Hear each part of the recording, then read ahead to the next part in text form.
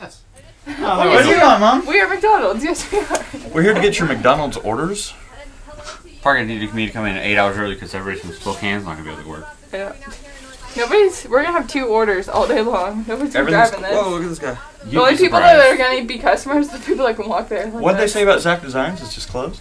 Yeah. Because there's people there. I've been talking to them. Now all wet. I had to go into work early now. 3. 3. Because I ain't closing early. So. Don't worry, we made it. McDonald's is open. They're open. There are only like 5 or 6 people that called in because they couldn't come in, and everybody's walking down there. So they're kind of busy. Pretty crazy times out there.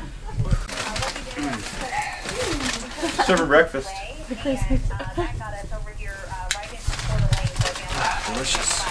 I can tell you that people are taking it pretty slow for it, which is a good idea if you're going to Boots get didn't work. You know? Extras right here. They left us here.